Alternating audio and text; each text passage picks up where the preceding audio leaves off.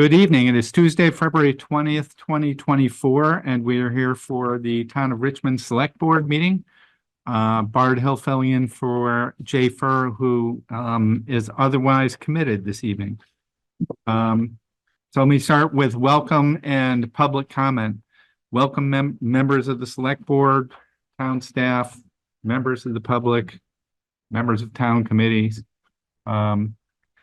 Are there any public comments for items not related to tonight's agenda? Nobody else has one. I do have one. Jeff, you have a comment. I do. The Town Center and Library Committee has been meeting since 2019. And our original charge was to figure out how best to house our town services over the long term. Looking forward for as long a term as we could think. What's being presented at on town meeting, on the Australian ballot at town meeting, is a culmination of that effort. The committee has really wanted to be as transparent as possible about what we learned about the building and what we're proposing to do to address what we've learned. So we decided last fall not to present this proposal in November because we didn't feel there was enough time to disseminate information. So we've been trying our best to reach out to folks with various different ways, and there's still a few opportunities for folks to learn more about what it is being proposed. There'll be an informational meeting next Monday as part of the budget. There'll be a presentation on what's being proposed for the town center. There'll be a presentation at the town meeting itself. We have packets. Straight way. We have packets. They look like this. And we've been handing those out like popcorn around town in various different venues as much as we can. There's some in the back of the room for folks that are here. Our webpage has all of this information. The Town Center and Library Committee webpage has all of this information on it as well. And in addition to that, I am happy over the next 2 weeks until town meeting to schedule a tour for anybody who's interested to learn more about the condition of the building and what we're proposing. So I just wanted to get that out, that there are some more opportunities to learn more about this proposal.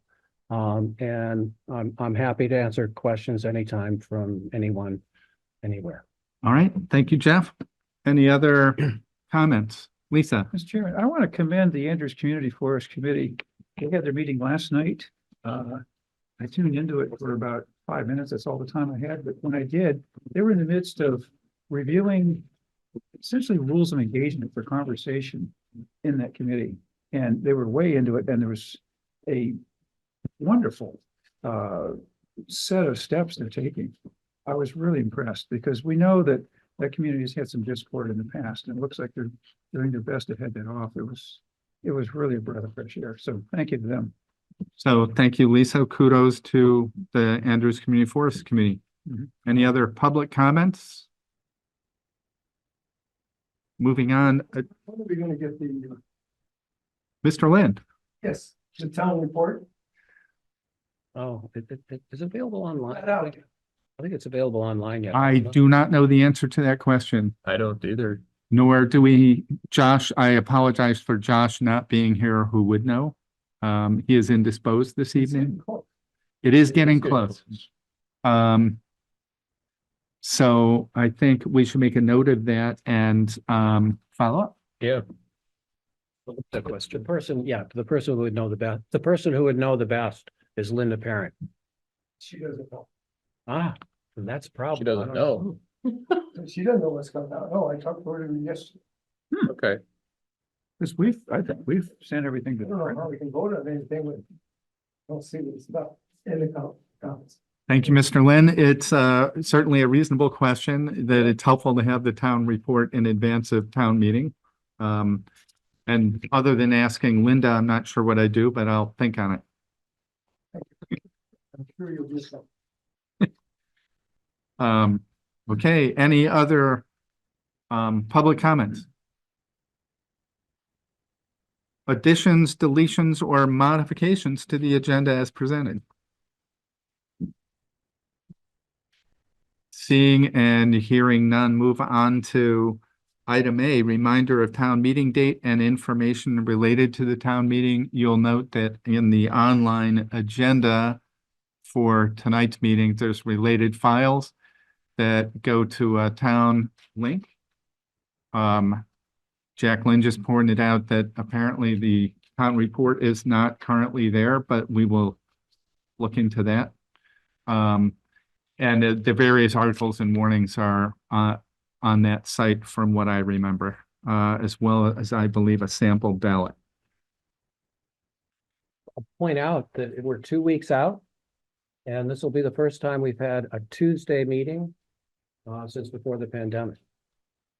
So it's a Tuesday during the day, like a traditional. On town meeting day. It's on town meeting day. This is all very good. Thank you for that. So reminder, that is town meeting. Hopefully lots of people will be able to show up. I recognize it's imperfect because some people are unable to show up due to work or family commitments. There are a variety of articles that will be discussed, and of course, voting on the ballots. Anything else on town meeting or information related to town meeting? And then we also have the presentation the night before. Yes. No, the presentation When is the presentation? is next Monday. We do the presentation next Monday, and then the night before we have a regular select board meeting. That's what we came up with. Oh, I had thought that Josh was going to run through the budget and everything. On Monday, this next Okay, Monday. not the night before. Yeah, I stand corrected. You are correct. At least according to my calendar, we have the town meeting pre-meeting scheduled for Monday, the 26th at 7 p.m. So that's a chance to prepare. Okay. And then according again to my own calendar, at least we have regular meetings on the 4th, followed by town meeting on the 5th, starting at 9 a.m. And I agree with Jack. I'd much rather have it hard copy, but I do know that it's available on the web. You know, it's not as good. Yeah. Could I ask one of our select board members to, while we're sitting here, drop an email to Josh and Linda, just say, hey, what's up with the town report? Yeah. She'll actually respond. Jack wants to know. Anything else on town meeting or town meeting information? Moving on to item B, review of certificates of deposit and consideration of recommending to the treasurer the purchase of a certificate of deposit. And I believe we have Treasurer Jim Feinton here with us this evening. Hello, Jim. Hi, hello, everyone. Yes, I'm with you. In the absence of Josh, Jay, and apparently Connie, we're looking at you, kid. Okay. Nope. Over the last, 9 months, we have been taking excess town funds, excess meaning funds that are not needed in the near future to meet town expenses. And we have been investing them in certificates of deposit with our bank. We've been doing them laddered in 6-month increments. And so we have a $500,000 certificate of deposit that has come due, and we propose to reinvest it for another 6 months at 4.6%. These are fully collateralized as is required with municipal finance, meaning that even for the large amounts, they are fully secured. And the reinvestment is based on a projection of what we need to meet town expenses in the coming 6 months. Every 3 months, we now have one coming due. So if we were to get caught surprised 3 months from now in April, we have another 500,000 CD that will mature, not come due, mature. And then 3 months after that in June, we have $1 million CD that matures. So we keep rolling them over as we look at our forecasts to meet town cash flow needs. Jim, thanks for that introduction. Perhaps we could move and second a motion and then continue conversation. Good. I move to recommend to the treasurer the purchase of a 6-month certificate of deposit in the amount of $500,000. Thank you, Jeff. Is there a second? I'll second. Thank you, Lisa. And So- it would be at a rate of 4.6%. Yeah, that's the Yes. current quote. As so- of a specific date, because it's subject to change, as I understand it. As of Yes, Jim? February 15th. Probably won't go up. Well, if we put in a specific rate and the rate changes before they get it in, then that would be problematic. Right, And so we did not do that in the motion. right. Yeah. Jim, a question that I think some taxpayers might ask reasonably is, why do we have all this money sitting in CDs? What's the purpose of that versus either spending it or giving it back? Well, I can speak to why we have such a large cash balance. It's a number of factors. The two largest factors, well, really three large factors, being the fact that we funded a police department that was actually not staffed and didn't require the funds. So we raised the money from the taxpayers and have been banking it. Second, we have a large infusion of cash related to ARPA, the ARPA program, which I think town committees are working to determine how to spend, and we expect that cash will be called on. And then there's a weird dynamic that when we have often town emergencies, we are qualified for reimbursement through FEMA or other sources, but those often take 18 months or 2 years to actually be realized. So we had a slug of cash that we had already covered and then came to us. As it relates to what we should do with that, I can only comment on what we have been doing or are doing. It's really, I think, the role of the select board to decide what's right in terms of representing the taxpayers. We have, for the past couple of years, and I believe again proposing this year, to take some of that cash balance and put it towards the town budget for the purpose of lowering the tax rate. And I believe the proposal is that we will again take $500,000 this year and put it towards the town budget. So in essence, we are lowering the future tax rate by using funds, previously raised and putting them towards the town budget. Again, some of those costs will be used. ARPA funds will be used at some point, and we can look at other purposes. But when we do projections, we don't expect to maintain this large balance, going forward, ad infinitum. We will have the opportunities to work it down and to put the funds to other uses. Thank you, Jim. That's a great description, including the decisions of the select board in recent years, as well as the proposed budget for next year to offset some future expenses by drawing down accrued excess revenue. That's a fair way of stating that. Any further conversation about the motion on the table to approve the purchase of a 6-month certificate of deposit? I have a question for Jim. What bank does he use? Jack Lynn has asked a question, Jim, about what bank we are using. And I think the we rate, currently- I think the rate Yeah. here we're given is TD Bank, right? Yeah. So TD Bank is the bank that we're using. We have an existing banking relationship. We did quote this, I think, with 3 other banks. We did find a rate as high as 5% for an 8-month CD, but it would require us opening a new banking relationship. And in addition, it would not be fully collateralized.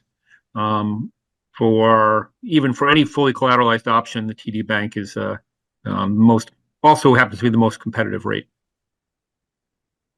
Thank you. The treasurer will be LIRD, and we've just done the same thing, and we use the community bank. They have the highest rate. Yeah, we've got, this goes beyond the motion. but, it's good practice to put our banking out to bid every so often, and we're probably up to do that in the coming year. TD Bank partly, as we know, was also a bank of convenience in terms of local banking access. We now have Northfield that would be wonderful to support because of their presence in our town. But we'll go back out to bid at some point for our banking just to be certain that we've got the best rates. I'll just, without going into too much detail, there are a lot of other factors, fees and other elements, and that rolls into the total economic value of a relationship with TD Bank. And they have been very competitive when you take all of the interest earned and the fees that we realize. And I'm happy to provide more information, although not tonight. Thank you, Jim. Any other questions or comments regarding certificate of deposit? Not, I think we're ready to vote. If you'd please state your name and your vote. Lisa, aye. Jeff, I. David, I. Bart, aye. Thank you. So that has moved unanimously. On to item C, consideration of distribution of child care contribution tax between town and employees. There is a summary available online as part of our packet. So we don't have to make a decision at this meeting, but we are asked to make a decision by the end of May to set up a system to collect and report the tax and actually submit the tax by July 1st. That's in Finance Director Connie Bona's benefit. So prepared, if we are prepared to entertain a motion, and it's really a question of how we split this, and it's 0.44% of box 1 wages on W-2s, and that the employer can pass on 0.11% of that amount, which I think is 25%, to the employees if the employers so choose. In looking over this information, it's actually fairly complex. There's a lot to know, and I personally would feel more comfortable with Connie explaining it to us when it's available, when she's available. So your proposal then would be to table this for a future meeting? That item C, we table that until a meeting when Connie Bona is available to discuss it with us, both the guardrails and the implications towards making a decision. My understanding of the information we've been given is this is a statutory change. It's a change by the legislature. Yeah. It's something we're required to do. And it's not an insignificant thing for either us or for the employees. So I think it would be worthwhile to have, an extended conversation, and I certainly don't feel qualified to answer questions. So for those of you who are not looking at the agenda attachment, based on 2023 numbers, it would be in the neighborhood of $6,000 total contribution or new tax. So that would be a new cost, but it also depends on what, how the next calendar year or this calendar year's actual employee pay compares to 23. If it goes up, that tax would go up. If that went down, the tax would go down. It's $6,000 per employee. Right? Not. I think it's Thought it was the total. Thought it was total. That sounds. So that would illustrate why you'd want to have the conversation. I will say Josh told me it was 6,000 total. But to your point, to have Connie present for the conversation It's a seems fractional prudent. percentage and it's 6,000. That means their wages are really, really high. So I don't think they're that high. Yeah.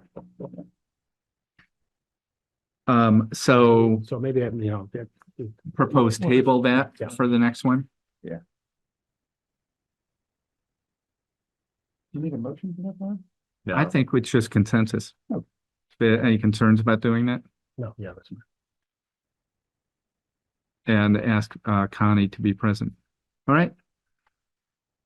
We're on to item D, consideration request to close Cochran Road for Richard's Ride on Saturday, May 18th 19th, 2024. That's who you guys are. I recognize him. Once a year, you get. And welcome back. Hi. And we have individuals present to discuss the request and the ride. So I defer to you. If you'd please introduce yourselves and the request. Yes, I am Karen Ward. I'm a Richmond resident and a board director with the Richard Tom Foundation. I'm Tom Broido. I live in Heinsberg and I'm on the board with the Richard Tom Foundation. Okay. And as some of you may know, historically, we host our major fundraising event here in Richmond at Cochran ski area every May. We've been doing it for many years now. There are a lot of different layers to it. There's adult rides, there are adventurous rides, there are some learn to ride. And the highlight for me personally is the kids ride, where we take them out along Cochran Road. Some of them ride on the river trail, but not all. And we practice things like, nope, that's the right side of the road. You want to be on the right side of the road. Here we go, everyone.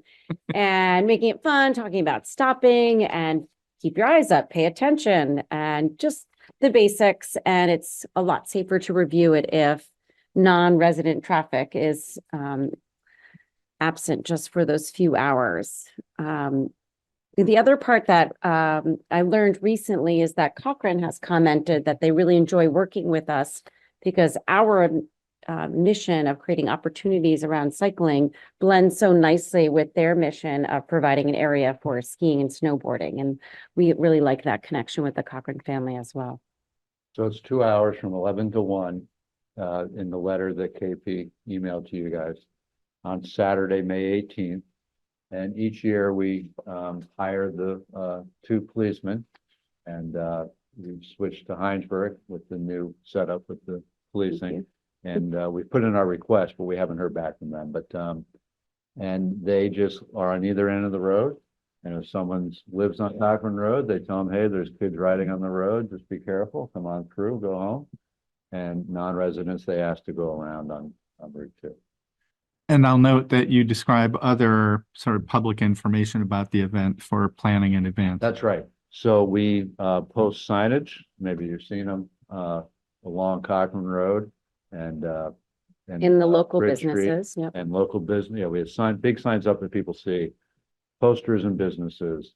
And we Front Porch Forum. from Porch Forum, and Good. we get a list from Linda, parent, and we do a mailing to people that live on Cochran and Side Road. And we put something in the Times Inc. Awesome. So I think that gives us sort of the overview. Are there questions and comments from select board members? Jeff? Could you explain the origin of this event? A little about Richard. A little bit about Richard. Well, his legacy is that he was well known in the cycling community for being crazy generous with cycling advice, cycling enthusiasm and encouragement, and with bicycles. He was riding his bike in Heinsberg when a teenager killed him with his car. And when we went to clean out Richard's condominium, it was filled with bikes that he had found on the side of the road that he was repairing and giving to children. And so we are carrying on that legacy, as well as, we go around the room and talk with friends about Richard. Everybody says, oh, he gave me this bike, or he got me doing this kind of biking. And we just want to carry that on. So that's a little bit about Richard. Awesome. Thank you. Mhm. Anthony, I don't know if you're present. I see at least the computer's on. I don't know if you have any, Anthony Cambridge, Chief of Police in Heinsberg, if you have any comments to me. And under contract to Richmond, yes. Yes, we can take care of that. If you want to just resend me the information, I don't remember seeing that yet. We can do Yeah, that. so I've been actually calling, and I was referred to, I'm sorry, I don't have my notes in front of me, Sergeant Lang. I forget the name. Yeah, if it would probably be Flansburgh. If you could just send me the information directly, and I'll make sure that we get you 2 officers. Awesome. Thank you, Anthony. No problem. Any other discussion? I don't think there were any problems last year, I recall. No. So. I did not hear any. And then, we appreciate you contacting the, the residents on the road and the side roads. Yes. That was a request, so we had Great. a class. And one of the side bonuses is that every time we come and present, there's always somebody that gets in touch with me and says, hey, I've got this bike. There you go. So out there, all these kids who've been on bikes from this meeting. So it's So working really well. if anybody has bikes to donate, who do they contact? They can contact me, Karen Ward, via email, Front Porch Forum. I'm often on Front Porch Forum saying, hey, I've got a bike for you, or I'll take that bike. And also, if you go to our website, there's a link there where you can get in touch with us. And we'll make sure that it goes to a ready rider. Okay, stop talking. Ah. Excuse me. Hello. Anthony, hello? Yeah. Was that me? Yes. Sorry. I was gonna say that we have several bikes at the Heinsberg PD and at the and Richmond that we're looking to get rid of as well. There you go. So. Awesome. Thank you. I Right. love this event. And I love this organization, what it does. So I'm very happy to move to close Cochran Road on Saturday, May 18th, 2024, from 11 a.m.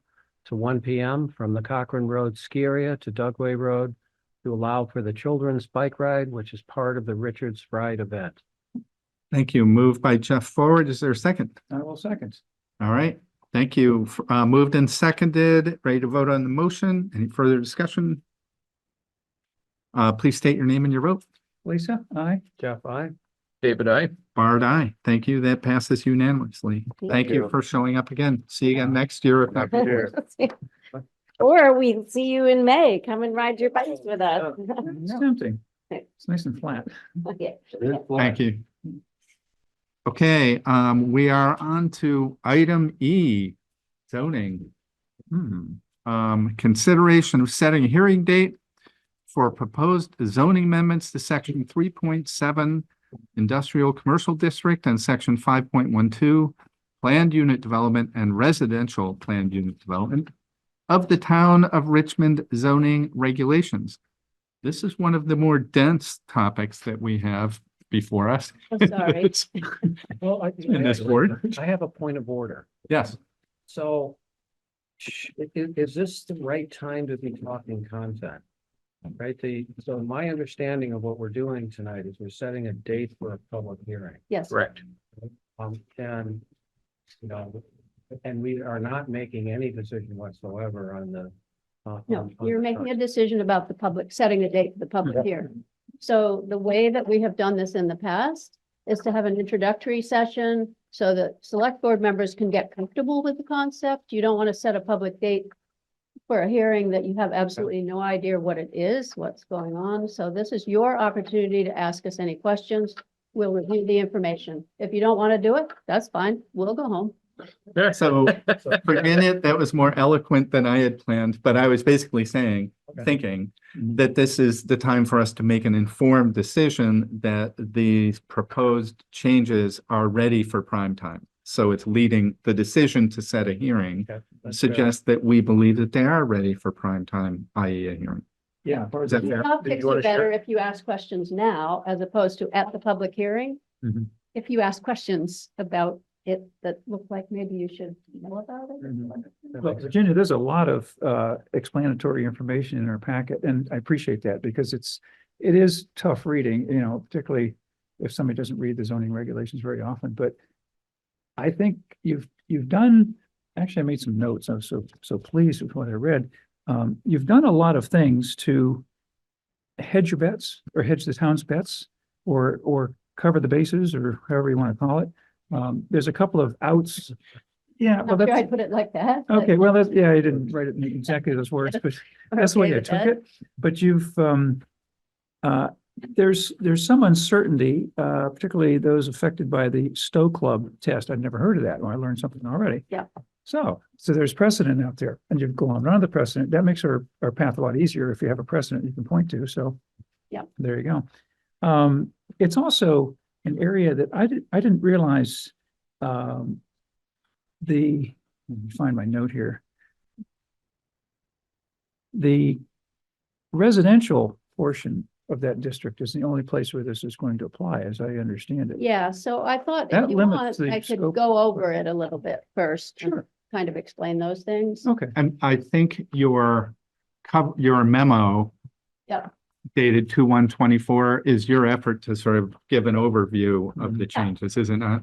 And if you have all read that and you just want to ask questions, that's fine. If you want me to just review that quickly as to what the point of these things are and what might be controversial, I'll do that. What's your pleasure? I would recommend that we ask Virginia and Keith to go over it quickly. Say, here's the highlights. Basically, your memo is an outline of that. Okay. And to say, where are the controversies? Where are the not controversies? You know, where there be monsters, where there not be monsters. That's good. All right, thank you. Okay, Do we want to pull up the memo? Yeah, perhaps, Keith, do David? you want to share a screen or did you want me to? Yeah, put it up At here? some point, we'll want to share the we screen. would like to share a screen to look at the map. That I thought on the way over, that would be useful too, because what are we talking about? For those of us who don't live and breathe zoning, it is worth orienting ourselves. And the easiest way to go is to the ordinance Okay, on the town website. I thought I knew what I was doing too. Share, just push share. I can come over there. Or you Right. can help him over there. Yeah. Yeah, because we'd like to put a map up so everyone can see what it is that we're talking Want to about. hand over the District con? we're- Yeah, I thought I could do that, but the way I thought to do that isn't the right way. Okay, so while Let's they're look at this. doing So click that, share. Virginia will start. we'll start. Yep. So Here. we, on December 20th, Planning Commission approved this packet. You of guys land. got it. And we are going to pull up a map here. The amendments are designed to allow for some residential expansion in the industrial commercial district. And this is part of the Planning Commission's focus on looking for ways to increase housing. So we would like to look for little infill opportunities where residents really want housing and to try to make those possible. So in our industrial commercial district, which is the little purple lavender spots at the top of the map, that is the industrial commercial district. It's all centered around exit 11, mostly centered around exit 11. Okay. There was no residential usage allowed in that district. However, one of the residents who owns a lot that you could, Keith, our planner is going to point to, this is a 10-acre lot, there's one residence on it. That resident wanted to make a lot for one of her offspring, a grown child, an adult child, and possibly maybe divide up a couple more offsprings. This seems like a reasonable proposition to us because in that one section of the industrial commercial district, there are 4 residential lots and there are 4 other lots that are not residential. So up there, we have J. Hutchins and Land Shapes on one lot. That's that one. We have the resident who requested the zoning change on the 10-acre lot. Then we have 3 other residential lots up near the Jericho line. And then we have a Patterson lot there. Then we have the recycling area, and then we have a swamp. So half of that district is actually residential, all pre-existing Already. for the zone. Yeah. So we felt it was reasonable to put some more housing up in that corner with the other housing. Mhm. However, there was a feeling that we didn't want to just say, okay, anywhere in this district, you can put residential. Mhm. Because then the whole thing might go residential because the collapse of the commercial market has made this into a big issue. So what we ended up doing is arriving at a scheme where by way of the PUD process, you could put more residences on a lot that already had residences on it. So that in effect limits it to half of that piece of the IC district. It limits it to those 4 properties that already have residences, all of which are bigger than 1 acre. you are now going to be, by way of the PUD process, allowed to put additional residences there. So that's kind of the main point.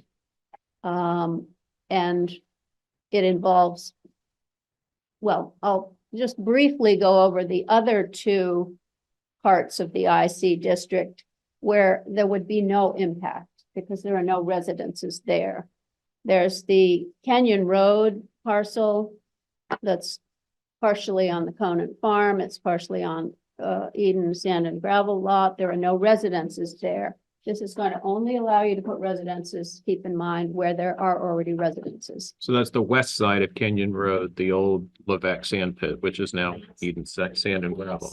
Yeah, right. It's only the one side. Right. Virginia, I don't mean to interrupt, but I think that's maybe the important part that I wanted to hear is only where there's already residences. Only where there are only That already makes it, residences. Much more compatible with what's there, I think, than any other method. So I think it's a great idea. Yeah, and it's keeping it in a residential neighborhood. You Mhm. know, there'll be just a little bigger residential neighborhood up there by the Jericho Road. Versus converting like undeveloped commercial into residential developments. And losing the commercial in the process. So if there's no residential, or if there's residential and something else, you will not be able to utilize this provision. So this allows for, let's say, Jay Hutchins, if they want to have a mixed PUD with a garage on the bottom and an apartment on the top, they would still be able to do that as long as half of it is in commercial use, as long as half the square footage is in commercial use. I They think just would that's an not, important consideration, half of the square footage, right? exactly. And that is something that was pre-existing in the PUD section. So what we have done, we have kind of exploited the possibilities of the PUD section to make this work. The third piece, which is the Chittenden, the Governor Peck piece, is all commercial. It's GMP owns that big lot where the cursor currently is, and the little lot in the middle of the big lot is also GMP.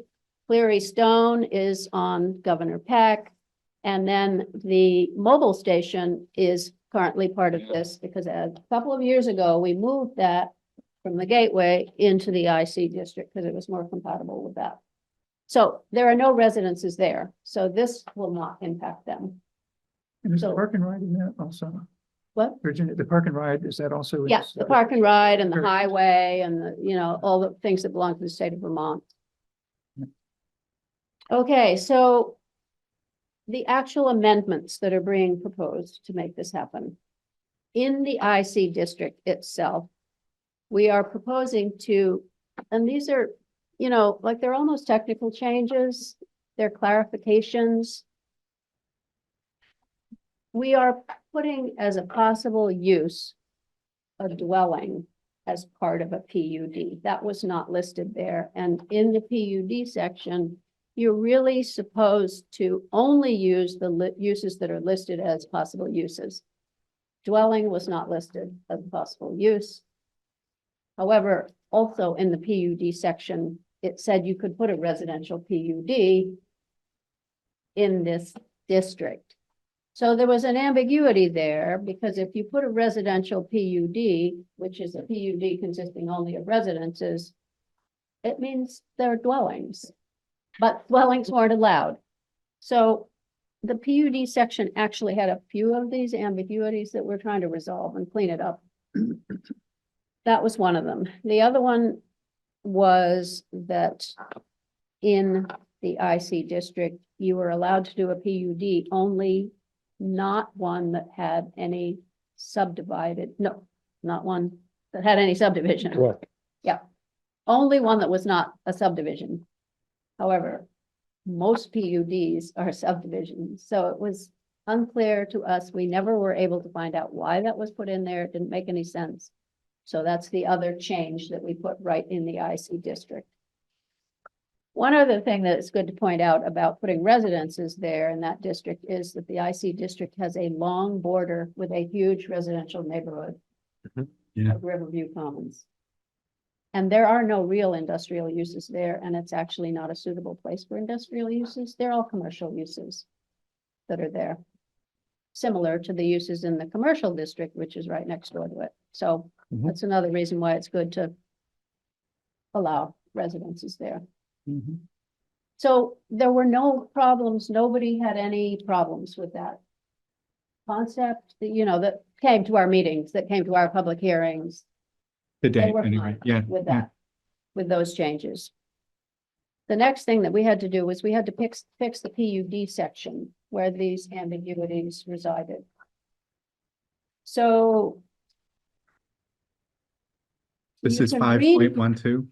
this is section 5.12. And you can read about the changes that we had to make there. Some of the change in the memo, some of the changes were for clarification, some were for flow. There were the ambiguities such as that you could have a residential PUD, but actually no dwellings were allowed. Things like that. We've tried to clear those up and fix them up. The only thing, and nobody had any problem with that until we came to the part of redoing the PUD section that talked about the master development plan. This is where there was a lot of discussion. We felt that we wanted to take it on because we were fixing the PUD section with these other ambiguities. The master development plan has been very difficult for years for our zoning people, zoning administrator, the DRB, difficult to deal with developers and neighbors. Yes. So the problem with it is that it arouses expectations in people about the future that are unable to be fulfilled. There's very little substance to it. You can amend it at any time.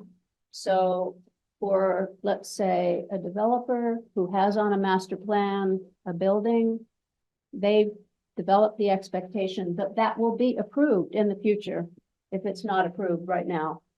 And if a neighbor sees a parcel that has a master development plan with open space, the expectation is aroused that that will always be open.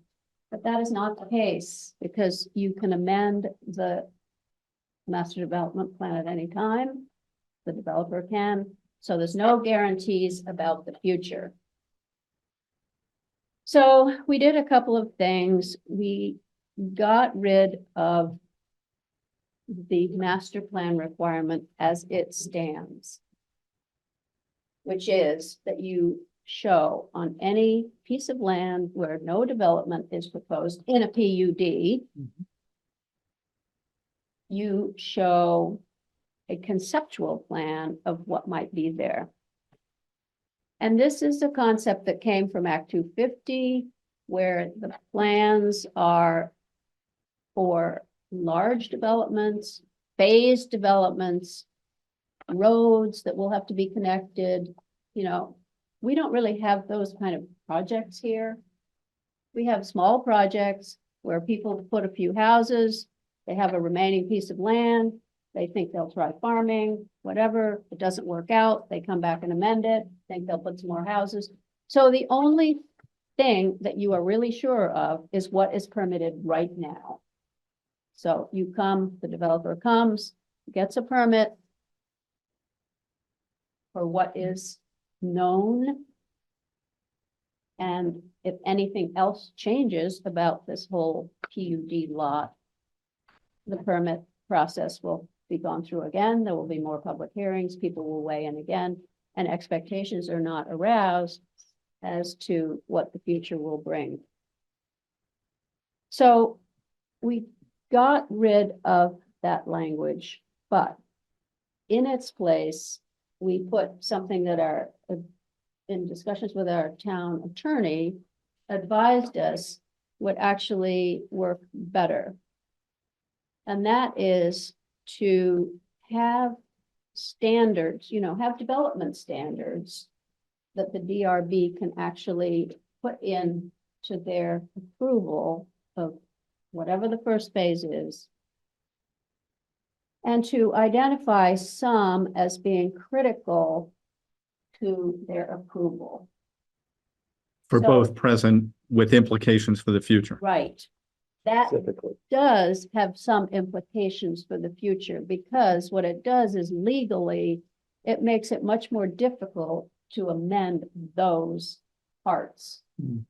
So if it's critical, for instance, that a certain piece of land is retained in its condition, and that is identified in the DRB's decision, when the developer comes back to amend their permit to put something else there, it is much more difficult to amend it if it has been identified as being a critical permit condition.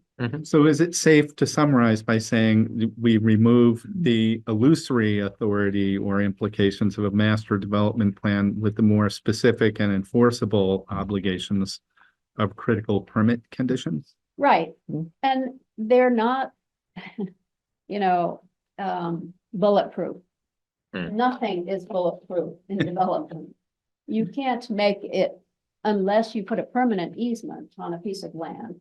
And our attorney tells us that the kind of cases that these comes up in is mostly with undeveloped land. The open space. It's the open space. That's the problem. And that's where most of his litigation experience with this issue comes with.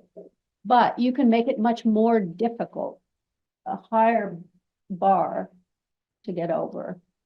More enforceable than an MDP? It's more enforceable because it's more difficult to change it. There are actually some parameters around changing it, whereas with the master development plan language that we had in there, there were no parameters around changing it. You could do anything you want, and there were no parameters or standards about making a master development plan either. It was just like a conceptual, you could draw it on the back of a napkin. If you say you don't have any plans, who can prove that that's not true? And many of our projects, we really feel that people don't have any plans right now. Yes. That's the kind of projects that we have. So those two things, putting in place the critical permit conditions, and also as we come to work on the AR district, we're going to have better standards about development. And we are actually have to do that anyway, because the state now has much more requirements about forest blocks, habitat connectors, that where we are required to make allowances somehow for those things. So that's one of our tasks that we'll be facing, is to figure out with our open spaces how we're going to put those statutes in. So, so that had critics. And it had. This last part adherents. That part of what we were doing, the master development plan language. The other piece that you will need to know about that is that language exists in the zoning regulations and it exists in the subdivision regulations. And right now, every PUD is reviewed under the subdivision regulations. Whether or not it's a subdivision, we have tried to make it more logical by saying that a PUD that's not a subdivision isn't called a subdivision. But anyway, it's still reviewed under the subdivision regulations for right now. We originally tried to, at this point, amend the subdivision regulations, but we hadn't warned that part enough, the subdivision regulations part. So we have backed away from changing anything in the subdivision regulations. So for right now, the master development plan language will still be in the subdivision regulations. We are working on changing that to make it align with the zoning regulations. So that would be a future change in That's a future sequence. change. It will reflect the same language that we put in the zoning regulations, but it will be in the subdivision regulations, which will only apply to those PUDs that are subdivisions. Virginia, that part that you just said, I think if you can somehow display that, demonstrate that, or show how it works for the public hearing, I think that would be helpful. That's a tough one to follow. Yes. So, When is a subdivision a subdivision? right, unless it's not. So, Right. Yeah, It's gonna make some people roll their eyes a little bit. well, there are a number of things that are, don't make that much sense. But the sense I have is trying to get this cleanup and congruence between different sections over time. Right, Hmm. and we really wanted to move ahead with this piece so that the people up there in the IC district who have been waiting for a year to be able to put this additional residence would be able to move forward with that. And arguably housing being a relative priority for many of And us. housing being a priority. And we're And there's really some trying actual sites that people actually want to build housing on. At that so end. It's a good And time. because we had to open up the PUD procedure because there were these issues with it. That's why we took on the master development plan. Yeah, we saw this as an opportunity, for quick 4 lots that we could go ahead and get residences on them. What we'll specifically do when we write this, especially for the public hearing, is we're gonna call out the actual lots that they are, the 4 lots. It's very similar to what we did in the village district, where you specifically call out the lots that don't have setbacks. Or I believe has to do with housing. I'm not sure what it is, but those lots are actually called out, and we would put that in the regulation, so. Right.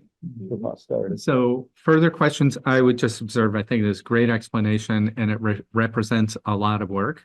Yeah. And I like the memo as well as the other documents you've shared. Great. And back to our goal here is to get to the point of, are we ready for a hearing or not? Oh, I do have one question. So what spurred this effort was that 1 10-acre lot that has, that the landowner would like to Yes. subdivide or either subdivide or do a PUD, one or the other. She But would they like want to to do- subdivide, yeah. She would like to subdivide a lot off for one offspring and probably eventually for more offsprings. The way she's going to be able to do it is through the PUD process. Okay, well, I would point out it's a complicated lot. You know, it's in between Hutchins on one side and a propane storage place on another. Sure, you know, certainly more industrial than residential. They're commercial, but anyway, yeah. The propane tanks are big. And Hutchins is big. Hutchins is a roofing company. But it's not like an asphalt manufacturing plant as one example. No, it's not making roofing. Yeah. I'd also, I wonder about this. It's also designated as a wetland project. It has a project number for that particular parcel, that 10-acre parcel. Do you know what that is? What Yes, that means? there is a wetland on it. Well, yeah, it's a wetland. So what is wetland project? It has actually a number on it. Does that mean it has a wetland permit or? I think it has a designation under A&R. Either it's class 2 or class 1 or class 3, I guess you could say. Class 3. One, because there There are. are no class 1s in our town, and there's only 5 in the state, is my understanding. But certainly there are class 2s. The swamp there is definitely a class 2. But they're all in Yeah. the floodplain also.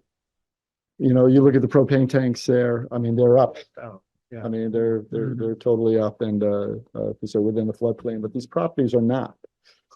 But there is, I believe it means that there is an identified wetland on that property. And So- we don't review that, but they would have to, when they go to get their construction permit, they would need to go through the state Yes, process. Is that correct? absolutely. To make sure that the lot that they're proposing to make out of that 10 acres, they're gonna make a 1-acre lot. If they were Is within, not on the wetlands and in the buffers. right. And I would point out that wetlands have become much more important as we have got more and more rain. And that we're pointing to the lot now, we brought the map back up, that it's separate from the standing water that's almost always there by Rogers Lane. Because there's always Yeah. water here. Yeah. You can see where the. Yeah. The floodplain is, and obviously this is a stream, it's a blue line stream. Yeah. So 50 feet from that bank. So there's You need a water. Yeah, okay. And I mean, so there are some interesting things about this area. We don't have time to talk about it, but Milton Cat, for instance, is in the commercial. It is not in the industrial commercial district. Now, Milton Cat, you would think is kind of bigger than J. Hutchins as an operation, maybe more towards the industrial, but not really. So, you know, the pink is the commercial area. And you can see that little pink box up there in the middle of the purple. I was wondering what that was. It's a residence. It's a mobile home and it's in the commercial district where why, you know, How do you get there? Across the the river. 3-acre parcel. So, you It's an know, anomaly, one presumes. yeah, I mean, one of my personal goals is to combine those two districts. They have virtually all the same uses. You do not want to put industry next to the mobile home park with 160 residences. It may be a commercial use, but there's 160 people living there or more. Reality says. So I'm struck that we could probably talk at great length longer about the content. And it's really helpful that, you know, the materials you have, the map is really useful to be able to go back and forth. But sort of cutting to the chase, first, we don't have to talk about a date. Are we ready to entertain a motion? And we should talk about possible dates as part of that. I would like to add to your motion also, we forgot to put in that there are a couple of definitions that we altered. So it also needs to say section 7 definitions. That is in the red line version. It's in the, Yeah, don't think about that. yeah. Section 7 definitions. Section 7 is the definition section, and we put the critical permit conditions as a definition in the definition section. Yep. So we need to say that we're also Right. altering section 7. So first, let's talk about date and then we can embed the date in the motion as well. Yep, I have freed up March 18th. So you can add that to May 6th, May 20th, or May 18th. I can't be here at any of May the, or March? You just said March. March 18th is okay, and then May 6th or May 20th. I can't do any of the April meetings, Okay. either of the April meetings. So March 18th, I'm sorry, I'm slow here looking Yeah. at several. March 18th, May 6th, or May 20th. What is your pleasure? So I'll point out that I'll abstain from this motion because I won't be here. Well, you can still support the motion. It's up to you. But you won't be here. That is correct. So Oh, okay. It would be a decision tonight. Do you think this is ready for a public hearing? You can come and go as you please, actually. So March 18th. Skipping ahead, Or May 6th. May 6th or May I want 20th. to ask Josh what's on program. I don't know. He'd come and ask you again, so I think so. It strikes me, March 18th. what about the warning provisions? Can you do it? Yeah. on March 18th? 15 days. 15 days. It's a 15 to 120 days Oh. window. 15 days. Okay. Well, it's still pretty close. It is cutting it close. Mhm. I'd agree with you on that. So that would tend to suggest that we look at May 6th or 20th. Does anyone have a preference between the 6th and the 20th? All things being equal, sooner is probably better, so maybe May 6th. It is. I mean, we do have to wait another, 30 days after, it gets promulgated. And they're not going to be doing any foundation work. They've got to come before the DRB and all Yeah, that. yeah. So it's not like they're chomping at the bit right now. So Okay. I'm sure they are. I shouldn't speak for them. How about May 6th? So if we bed that in the motion and also section 7 definitions, looking for a motion, which you'll see in the memo, but to include section 7 definitions and to specify May 6th. And as far as including those definitions, that's just Section 7 definitions, that right after the section. yeah, where it describes Section 512. zoning amendments. I hereby move to set the required public hearing date for the proposed zoning amendments to section 3.7 Industrial Commercial District, section 5.12 Land Unit Development and Residential PUD, and section 7 definitions of the Town of Richmond zoning regulations as presented on February 20th, 2024. Public hearing date set for, did you say May 6th? May 6th. May 6th, 2024. And to be warned as per 24 VSA section 4442. And Bart, this is David. I will second that motion. Thank you. So moved and seconded. Any further discussion? Hearing none, if you'd please state your name and your vote, please. Lisa, aye. Jeff, I'll abstain because it doesn't affect me. David, I. And Bart, aye. We still have a majority and a quorum. Thought you might. Yeah, if you have any questions or anything, and you know, if you want to look at it further or think about it anymore, the memo doesn't explain everything, just talk to us. We're Yeah, I'm sure there's going to be some pretty lengthy conversation at the public hearing, and you know, I think you're ready. There will be probably only discussion about the master development. That's probably the only thing that's going to attract any interest. Do you think some of that may be based on a misunderstanding and misperception of the authority of the master development plan? Or, No, it's, you know, people want there to be a guarantee about the future. well, there you go. Really? Want it, you know, and they want some certainty about something which there really isn't certainty about. So I think that's the problem, and They don't, having heard the MPD doesn't accomplish it.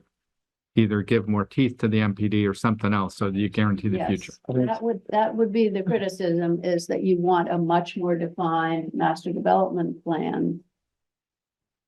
But this is much harder to create than you might think. And the other component of what we're doing, putting standards into the open land, the agricultural residential district, is much more likely to actually achieve the goals that people want to achieve. Because we have we don't really have, we have wetland standards, we have floodplain standards, you know, some small steep slope standards, but we don't have a lot of standards. So we're working on that component as well as identifying the critical permit conditions. So we think that that's going to actually do more for us. And them ostensibly wanting to know what is allowable or not allowed. Exactly. All right, Well, this is I'll great. point out the last zoning change that you presented to the public. You did such a masterful job of communicating that, because we had, what, 5 people show up? And it went very smoothly. So, you know, your memo is very thorough. And I think you're. And our goal is really to address all those questions at our public hearing, you know, so that, because we're much more equipped to talk about it kind of. Mhm. So, but you will have someone who will show up to talk about them. Somebody. Well, thank you for your work up until today, for showing up tonight, and for the ongoing work that remains ahead of you. Thanks for both of you for showing up. Could I just ask a question, Virginia? Or if you, Yes. what is this Hildebrand Stowe Club Highlands test? I've read it a few times and really I couldn't explain it to anyone. Okay, well, It's law, but yeah, so it's a set of criteria that have to be fulfilled in order for any kind of amendment to a master development plan to succeed. So if you look down at the little explanation at the bottom, it says that these 3 tests, whatever the proposed amendment is submitted to these 3 tests. And what justifies the approval of an amendment to a critical permit condition is only changes in factual or regulatory circumstances beyond the control of the permittee. So that means not just changing your mind about what you want to do, but there have to be some change in the regulatory circumstances. I think it's hard to exactly imagine what that is, but the lawyers know. There you go. Act 47 would be a regulatory change that's forced upon. Okay, all right. It's- Yeah. It's unforeseen and yeah, it I happens in the mean- future. Yep. So. And then, changes in the construction or operation of the permittee's project that were not reasonably foreseeable at the time the permit was issued. That's- And according to our That happens a lot. town attorney, the reasonably foreseeable is important. Mhm, Some change that has happened that was not reasonably foreseeable. mhm. Like, who knew a river was there versus who knew uranium was there? Right. Yeah, those would be different. Or changes in technology. Yeah, that's- So, Yeah. Okay. you would have to talk to Dave Brew about exactly what those look like in the cases that he's seen. But that was his advice. Awesome, thank you. Yeah. Well, thanks again. Okay, Thanks for sticking around too. We'll just stick around for this next one. Might as well stick around for the next one. Yeah, so item F, update on progress of the Cochran Road corridor study. I think this is relatively short. There are two items in your agenda, how about you? related files. There's the notice to proceed and a scope of services document. The notice to proceed is really the key thing. That this starts moving forward, so credit to staff, the Richmond Transportation Committee and CCRPC to get to this point. Because it has taken some work to get to this point. This is an intended milestone. Basically releasing the hounds. It's a perfunctory thing that you're doing here. You could shut it down if you wish, though, but I would suggest you don't. Mr. Chairman. Yes, There's something left out, I think, because the amphibian corridor that people have been sweating about on the, somewhere about the middle of Cochran Road really should be addressed in this. It's on the western end, isn't it? Just past, I think it's between the horse farm and. oh, is it that far down? Overlocker. It's somewhere towards the middle, and honestly, I've tried today to find out, to find someone who knows more than I do about it. I know very little. I've heard it considered and discussed at, and I thought it was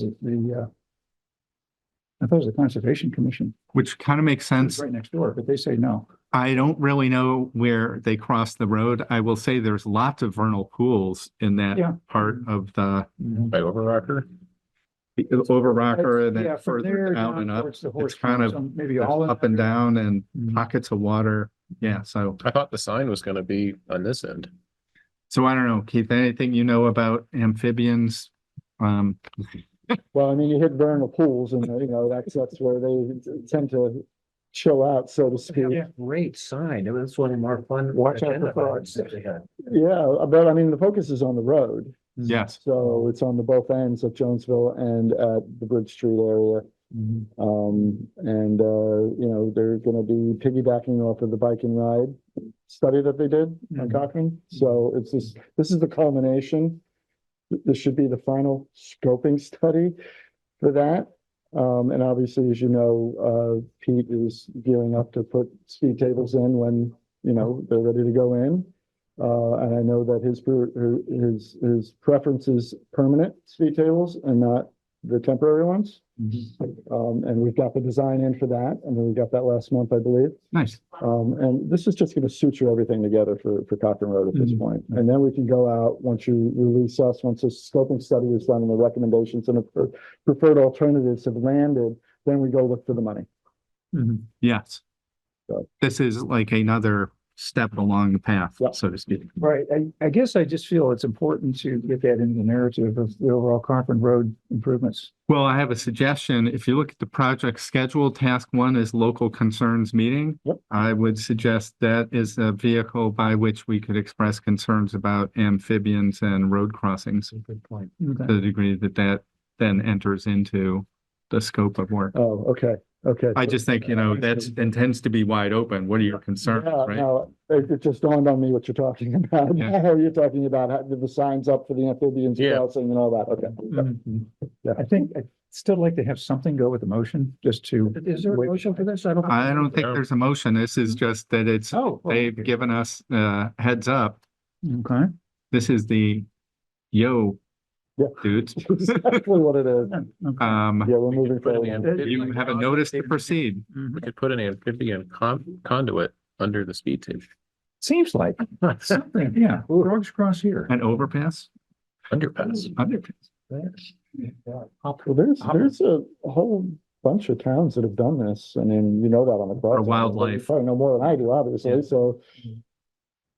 So who knows if that is even like a possibility, depending on the specificity of the amphibian crossings of the road, if it's all in one place, if you can funnel them. I've seen places where they do that. Barriers. Well, you put signs up telling them where to cross, Right. like they do for deer. Maybe the flashing lights. If you move it, they move. They do have a scope of work that they've agreed to Yeah, at a certain cost, and amphibians will be part of that scope of work. So I caution the board on that. I don't think it'll get real far, like they're not gonna spend Oh, yeah. like 5 weeks studying different amphibian crossing possibilities. But it's something, the only way, or I do see that it potentially fits in as local concerns. Absolutely. What I'd like to see would be that there's an opportunity for the local concern to be expressed in maybe some detail, whatever these people know about frog behavior, that's relevant. You could show up and ask, does that fit into what's already been Yeah. Mhm. defined I'm for not the one scope? that raised the concern in the first place. I'm Ah. just trying to convey it, Yeah. to the- And to let the RTC and WSP, who is our consultant, know that. Right, that, I is figured Definitely prudent. it's always better to, note it and Absolutely. then it can be ignored rather than the other way around. Yeah, and I will say it probably will be ignored because the focus is on pedestrian and traffic safety. And I shouldn't say ignored, for the record. Well, it won't be a real high It's priority, certainly not a priority, for this, and it's not within their scope of work. right? So we don't want to add any money to that. So Yeah. regardless. Well, So it, could be on the radar as an add-on for somebody else, like, how would you deal with that? So, right, it doesn't, when I scan it again, I don't see it in scope other than all right, it's not. local concerns. Well, it's in our, it's in our meeting minutes and so forth, so at least there's something, and I'll try to find the person or persons who are the most likely to carry that forward and just turn them loose. All right. So I think that's briefly it. This is really an update. It's pretty much all it is. Okay. I think unless there are any further comments or questions, move on to item G. Acceptance of loan for 20-year wastewater treatment facility study. For those of us who also sit on the That one. Water Sewer Commission. This is a big deal, the 20-year work on this. There was a fair discussion today with Steve about this and where we're going, some conversation about what could he do in-house that chips away at some of the things versus high-end contractor costs. In any event, the initial estimate is a significant project that is not really optional. The timing of it may be optional, but it reminds me of our discussion of the water tank. When the state said you have to replace your water tank, at a certain point, they said, no, you really have to replace it by X date. Because you are at risk based on what your water storage tank capacity and condition is. So, and wastewater, they take it very seriously because phosphorus, we're putting it right in the river. We're in pretty good shape, but you have to do these updates. For those of you who are not immersed in the wastewater circumstance, there are a lot of issues in, especially the wastewater treatment plant that have just kind of sat there Oh, your for decades. technical assistance, David? Yeah, I need to unshare. Anybody good with unsharing Zoom? It's usually down at the bottom, isn't it? There you go, right there. Oh, right here. Yeah. Just, actually, if you can hold, click there. There we go. I was just afraid to hit the wrong button. Oh, I hear you. Right. You won't know. So the things this that seems said at pretty home that straightforward happens. to It's me not that repeatable. this is a loan that the Water and Wastewater Commission has already expressed interest in applying for. It's a 50% cost share, so there's, the other 50% is coming from the feds or the state? They pay, essentially they loan us money and we have to pay 50 cents on the dollar. And that's- So it's an unusually advantageous loan. Is it federal loan? I don't even know. The Vermont State revolving, Okay. But I don't know how much of that is state money or federal money. The examples of some of these things where it gets mixed at the state level Yeah. are Yeah. challenging at best. our payback is 50%. Okay. I'll also note that while we have to approve it because we're putting up the full faith and credit of the whole town, Right. Yes. the town does not repay it. It's the water and sewer users that repay Yeah. it. Correct. So the Water Sewer Commission doesn't have the authority to bond. And I will further note that impact on water sewer user rates is really not this This part, study, no. this loan. It's about cost of doing work that we're then obligated to do to come into compliance with current expectations. And the other question I have is that I knew that they were at, 20% design, and is this going to 60% design or going 60 to 90%? Where are you at in the design process? Further along than that, and so we hit this threshold, and to get to the next level, we then have to borrow money Mhm. and pay more money to the contractors.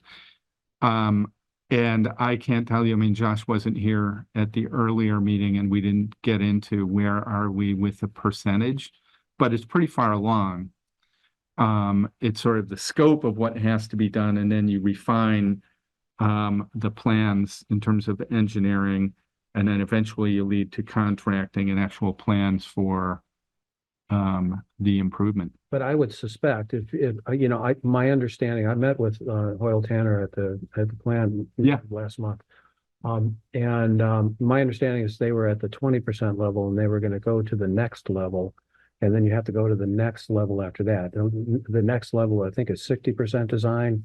And then you go to the 90% design before you can have construction documents that go out to bid. So this is going to take some time. Yeah, this is kind of a 2-year Yeah, kind of process Yeah, to so- get to that. this is nothing that's happening this year for the water sewer users. And Yeah, this is really, there are other issues that impact the water sewer users like flooding and Yeah. abatement. And I will point out that one of our challenges is that we have our wastewater treatment plant and other infrastructure in the floodplain. Yeah. We couldn't build it there today. we couldn't build. And in bonds that fact, great. we can't expand it. So Yeah. we are in our footprint. So those are some of the constraints that we deal with. On the upside, the wastewater treatment plant was built when we had a cheese factory in town. And Yeah, so it was that's built much to a bigger. scale that is still sustainable for at least the near term foreseeable future. But also a reminder that the whole plant is built on this idea of duplicate lines, two Right. different lines. So you can shut one off and use the other one. That's not always currently true, that one is ready to operate and the other one is kind of not ready to operate. Yeah, you have some pumps that are, And so you really need to This get them light, both you might up say? and running. Yeah. Yeah, I'll have to say that, I was impressed by the Hoyle Tanner team and I was really impressed with Steve. And how well he knows the plant and how enthusiastic he was about working on the upgrades. He really landed well. thank you. I agree. That has been my observation as one member of the Water Sewer Commission. I will say one interesting element in this discussion of wastewater treatment facility study and upgrade. The state of Vermont is very interested in Richmond continuing to receive septage and perhaps increasing receipt of septage. My response is, how interested are they? Yeah, right. Let's talk. Because interest to me means money. So if you want to pay for stuff for us to be able to continue to receive large quantities of septage, We'll have that that's conversation. where I start. Like, how much are you willing to pay? Well, and I suspect our that there are, grants and loans, low interest loans that would be available and, both state and federal monies Well, and that's my talking point. Yeah. You know, we've got what, 400 customers, more or less? Mm-hmm. 400 customers are not going to invest $10 million, so septage from Underhill can show up in Richmond. Right. Like, but what's in it for us is kind of a question. So that is just something to contemplate as we move Yeah, for all forward. those users, it's by far the cheapest option. I would think. So, I move to anyway. accept the Clean Water State Revolving Fund loan to pay for the 20-year wastewater treatment facility study in the amount of $154,000, which includes a subsidy equal to 50% of the total loan amount. I will second. So Moved by Jeff Word and seconded by Lisa Miller. And Jack, you had a question? I didn't understand what you were saying. The effect on the water rates this would have. this is virtually nothing. It's 100 in this $154,000 and half of that $70,000 is Over Two 5 water years. breaks. a drop in the ocean. Over 5 years. Right. We have spent more than this on a single repair to the wastewater treatment plant in the last year. I think it's $15,000 a year. 70,000 is a lot to me if I were paying for it. It's not a lot in managing a wastewater treatment plant that is worth tens of millions of dollars. A single valve can cost you $5,000 uninstalled. I mean, that's the reality of a wastewater treatment system. So, you know, part of that is the scale. And it is important to talk about, this is not significant, but when we get to plant upgrades that are, what's round number, Dave? 14 million? 14 million plus, that's where the money is. That's where we have to. 72,000 is nothing compared to 14 million. Yeah. And we seriously have spent tens of thousands of dollars and specific items of repair and upgrades in the past few years, some of which are urgent. Like if we don't do this, the system Doesn't will work. stop working. What, you know, the reason I went was Steve asked me to look for efficiency opportunities Yes. in the plant.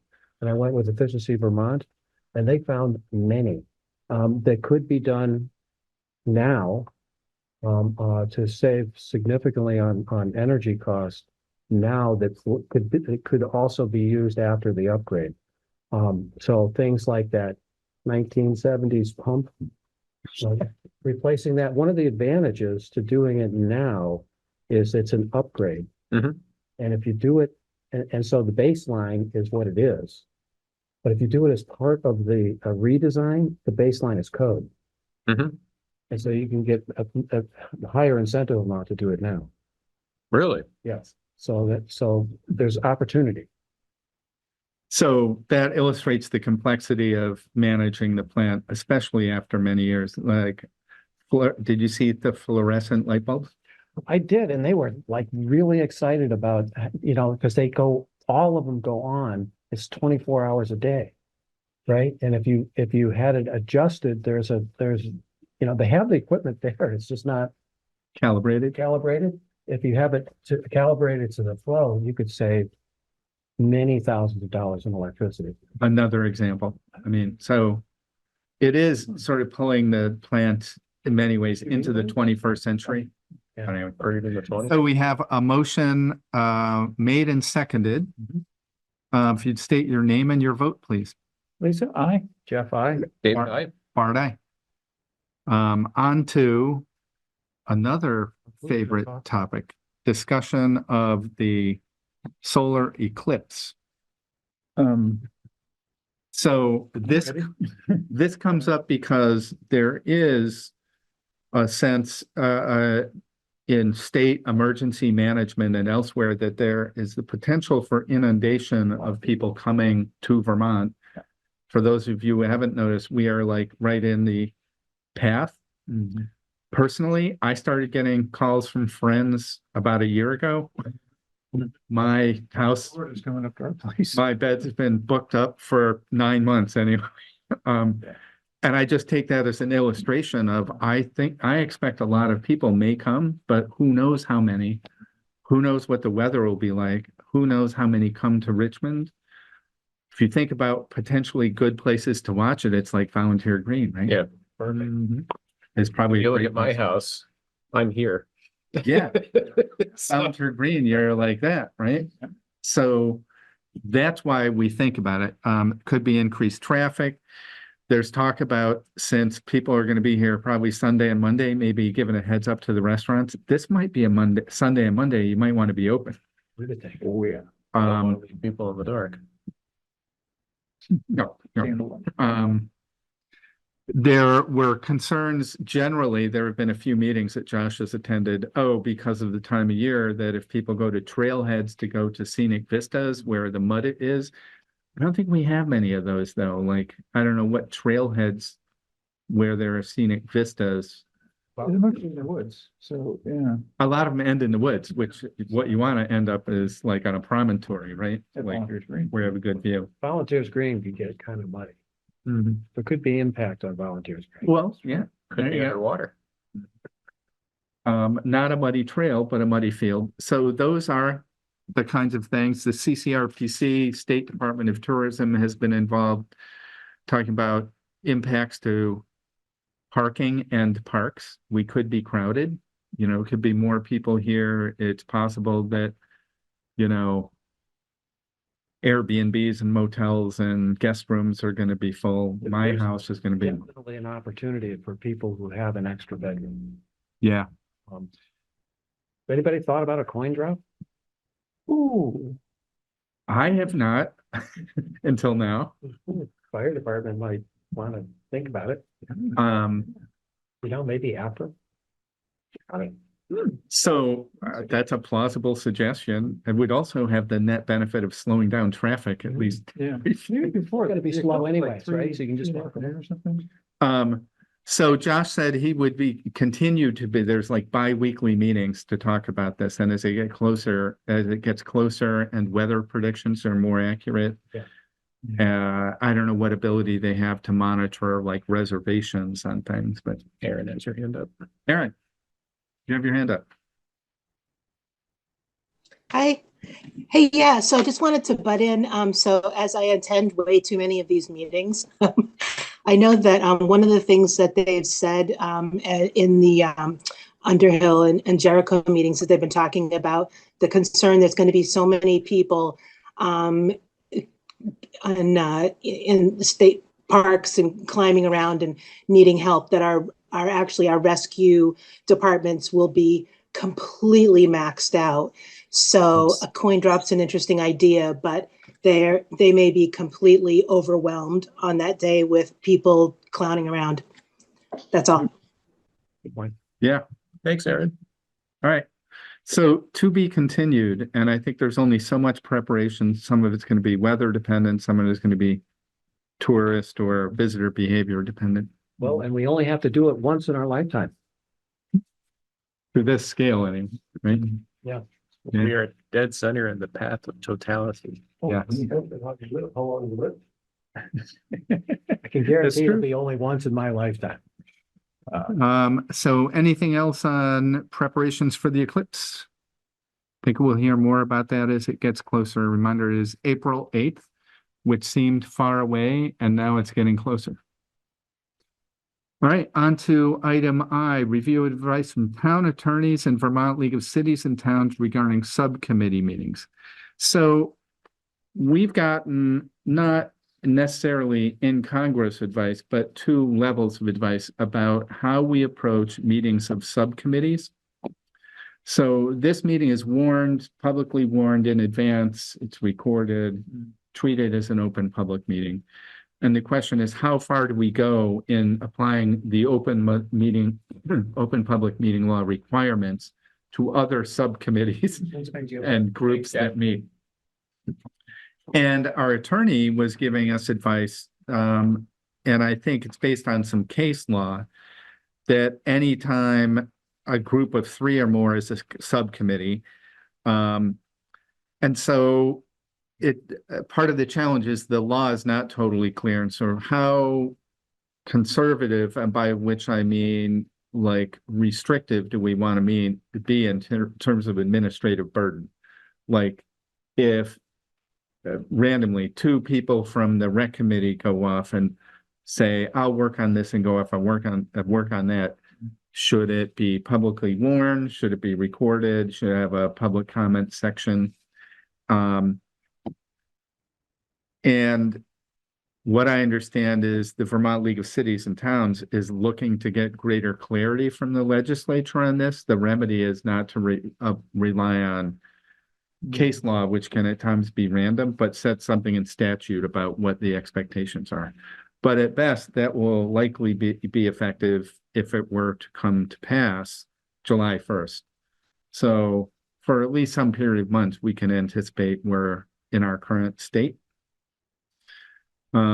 So Any idea what they might, I guess they can't say decree, but what they might suggest, because, a subcommittee should bring its deliberations back to main body. And secondly, that it may or may not be a quorum of the bigger membership. It's definitely not a quorum. It cannot be a quorum.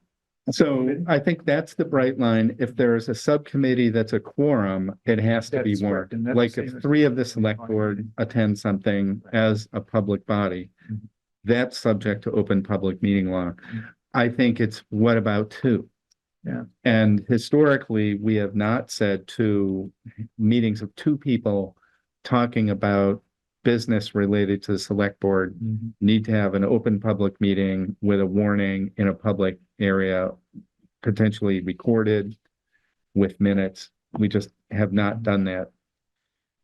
And it would seem to me if we ourselves and our other boards and committees and commissions followed the idea that anytime a subgroup goes out, they come and report back and their activities become part of the public record for discussion. That seems to be. That would be perhaps a rational compromise and avoid an additional administrative burden. And honestly, they really should do that anyway, if they're doing anything worthwhile. And that then would be our direction. There have been examples where people were doing it either with a quorum or not a quorum and doing it kind of off behind the curtain. And so you want things to be in front of the curtain. Right.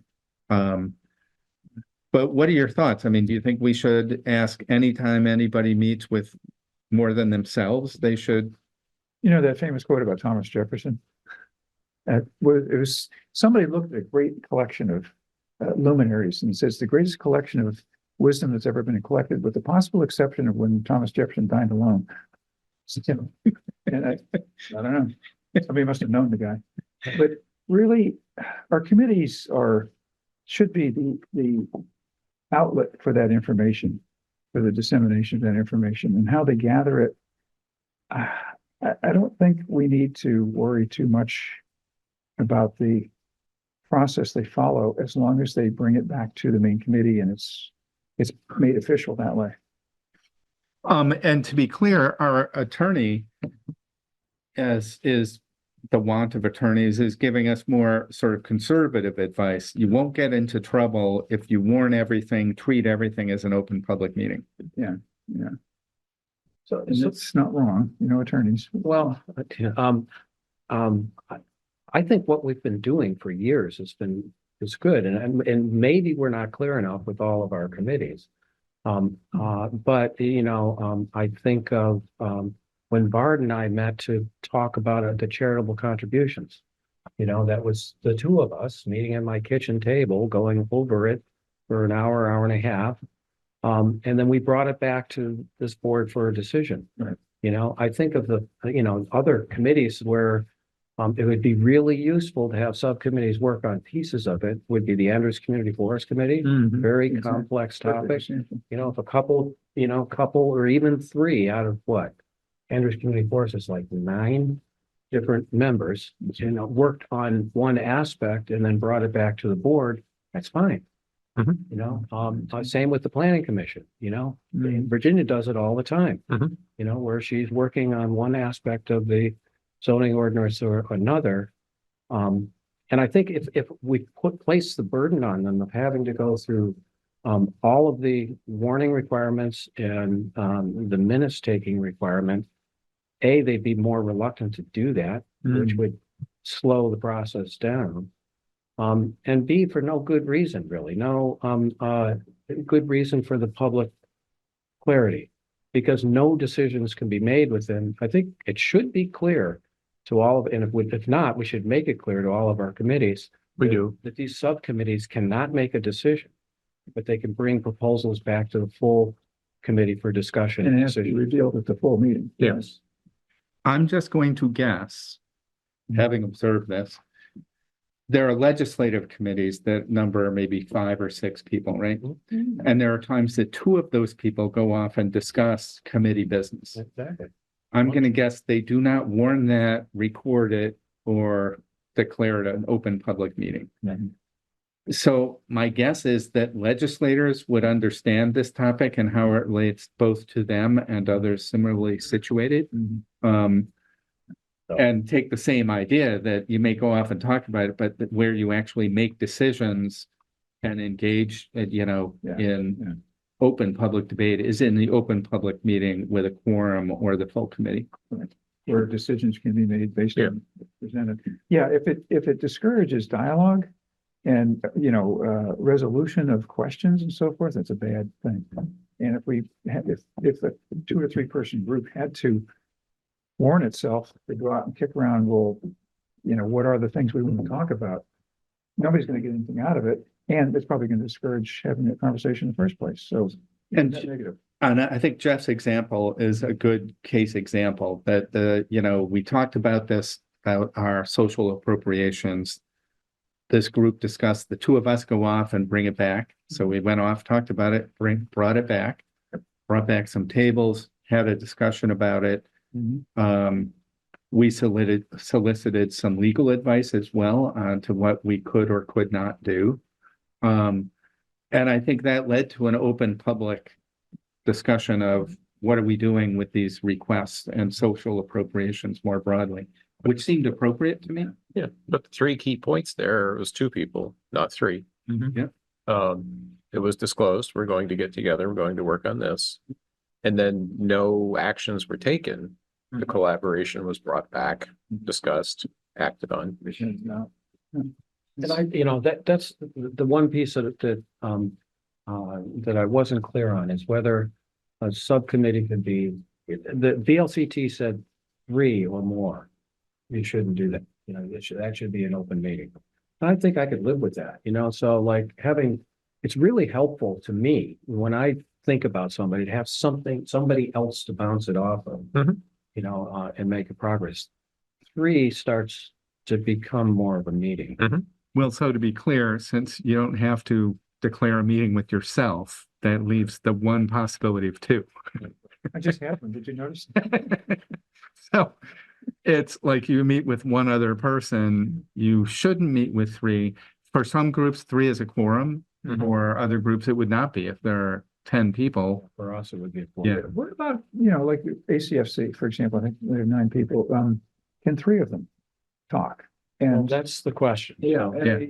I get the sense that it's important for the 3 maybe most passionate people to get together and work it out. If they're pretty far apart, they can bring somewhat of a middle ground to the full committee that probably advances the state of their decision better than duking it out, from word 1. So I think it would be important for us to decide this and to instruct Josh to tell the various different committees. And I think it's a good point. I don't know. I'm kind of undecided about whether 3 is too many or not for a large committee. Well, I'll note that 3 of us are likely to be here in March, and one of us won't be, and Jay will be. Presumably, if he gets 1. So one approach is pick this up again after town meeting day. The other is to say, in the interim, we could declare it a quorum.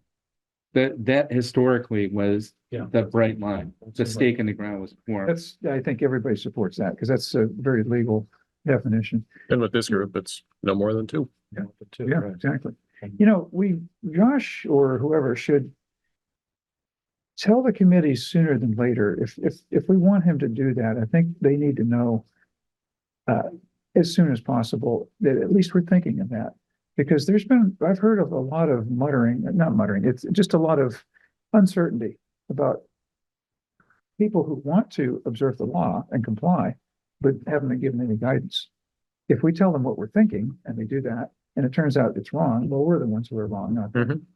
So, Well, but meanwhile, it will ease their deliberations to some extent. it is an interesting thing because it's a state law. Mhm. So just as we don't advise people on how to comply with their taxes, there Mhm. should be a town policy, but it doesn't, state law applies regardless. And so how do we interpret state law? Mhm. This is an awkward thing where it is unusual, where there's a difference of opinion on what state law and case law means. Mhm.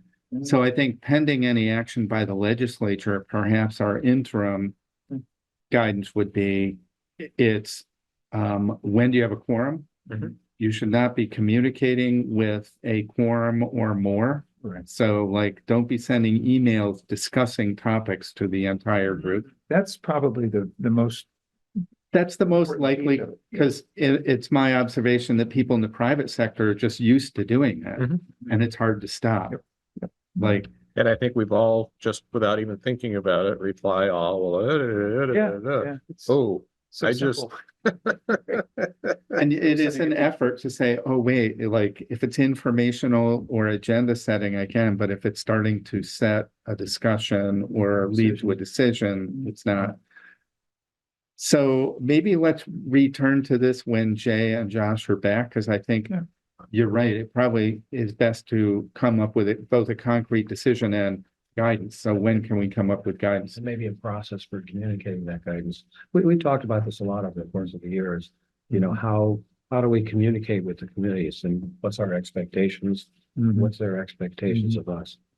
And I think everybody that has any position with the town, when they assume that position, are told this, but it's just, you know, so much information is given to them, and oh, by the way, don't do this.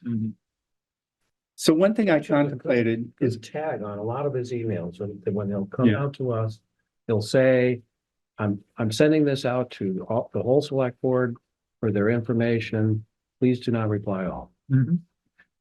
which is a good tagline. The other thing I thought of is we might do a training and videotape it and say, for us and all the other boards and commissions, watch this.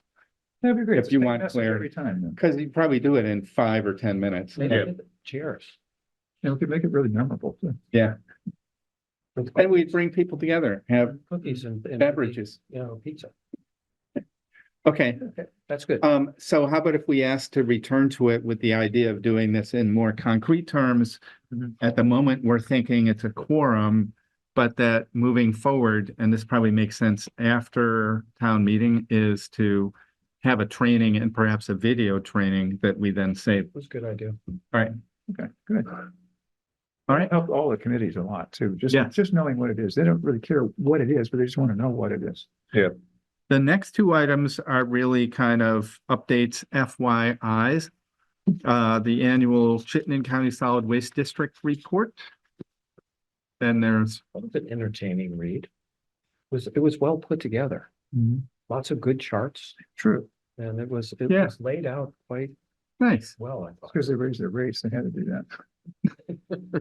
What are we getting for the money? So that's a reminder to us and to members of the public that that is an attachment to our agenda for tonight, and people are interested in our packet, if you will. And then another short item that the state is seeking public comment for the Second Amendment to the Vermont Recovery Housing Program Action Plan. This does not require any action or commitment by the town. It's really voluntary for members of the select board or others who are interested in making comments. This is the public comment period to the Vermont Recovery Housing Program Action Plan. It is perhaps not lost on some of us who may read 7 Days, like the article on Decker Towers. And the issue of not only housing problems, those who are unhoused, but substance use disorder is just those things are highly correlated. And so housing, substance use go together, and recovery and recovery housing are ostensibly one of our ramps out of that problem for at least some of the people. So to be clear, I thought the language here was difficult to understand. I thought, recovery could apply to flooding. It could require, it could apply to the house. And as I understand what this is, it's a plan for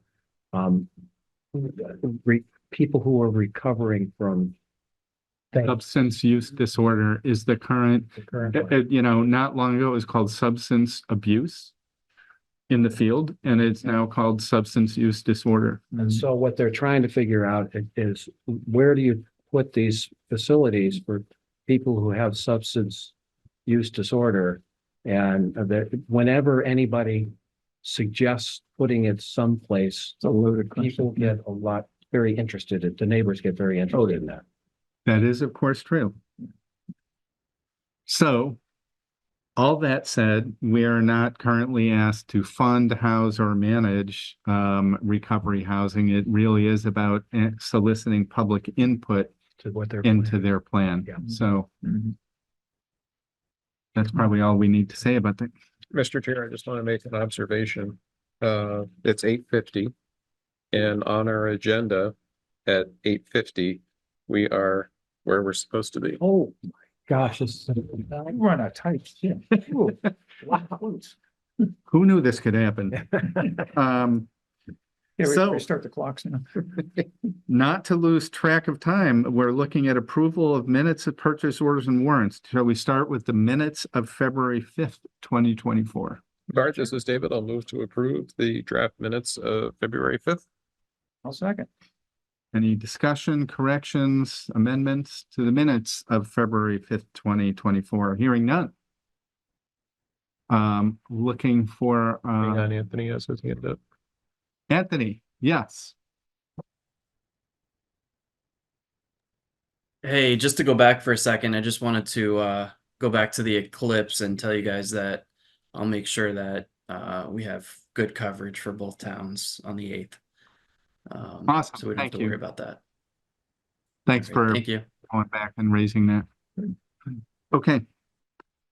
So I think we're looking for a motion of February 5th, right? I think David made the motion. Oh, did you? Okay. So any further comments? Thank you. Yes. Nope. All right. Hearing none, if you'd state your name and your vote. Lisa, aye. Aye. David, aye. Bard, aye. So we have a purchase order. And I have no idea how to bring that up on the screen. I figured out how to bring up the packet, but that's in the memo. Purchase order 4864 to Hunger Valley Construction. Amount not to exceed $137,000,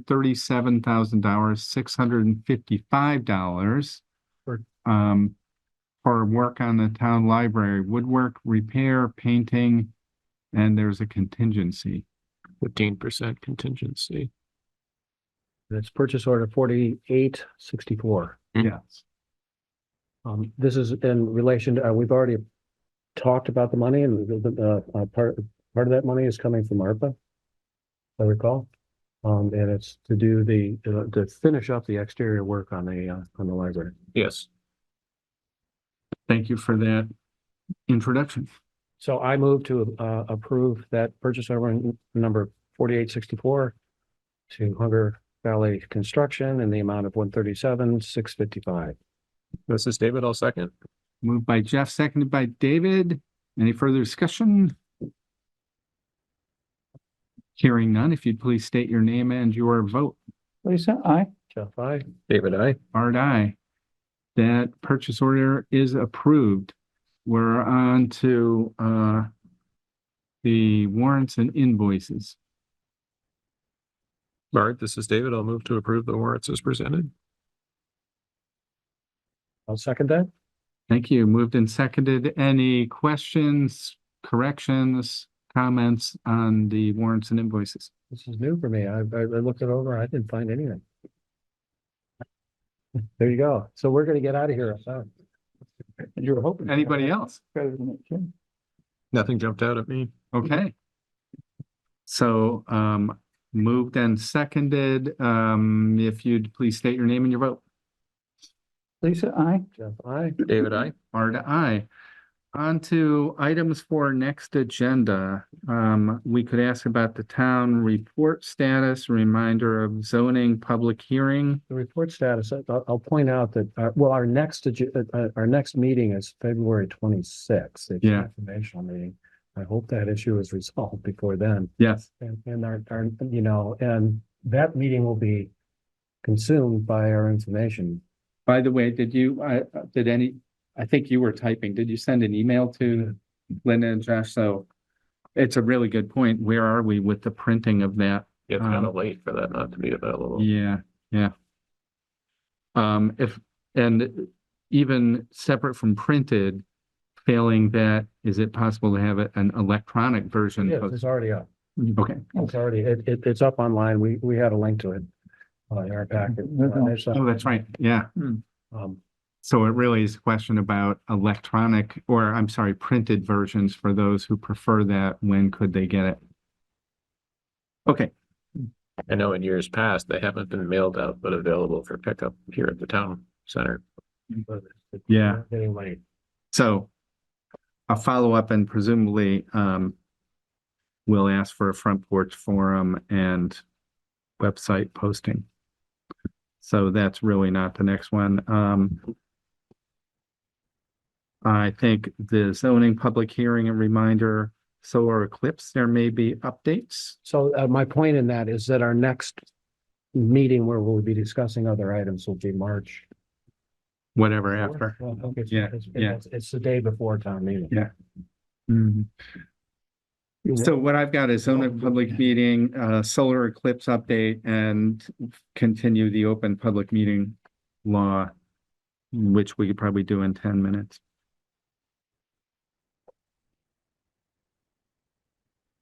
Anything else? Well, as always, please feel free to suggest items to Josh and or Jay. Any reason for, we'll move on from items for our next agenda. You could have a going away party for me. No, but Just saying, I'm just saying. We could roast you. How about that? A good roast. I get plenty of that. But from us, we don't roast you. Yeah, right. We could toast you or roast you or both. There you go. Or roast. Okay, I move to adjourn. No Okay. reason for executive session. Do we want to talk? I'm fine with, I don't think there is a need, given our timing. There might be at a future meeting, Okay. but it's up to you. Mhm. Okay, Yeah, okay. so About 19 minutes. there was a motion to adjourn. I'll second. Any further comment, discussion? Hearing none, please state your name and your vote. Lisa, I. David, I. Bard, aye. Thank you so much.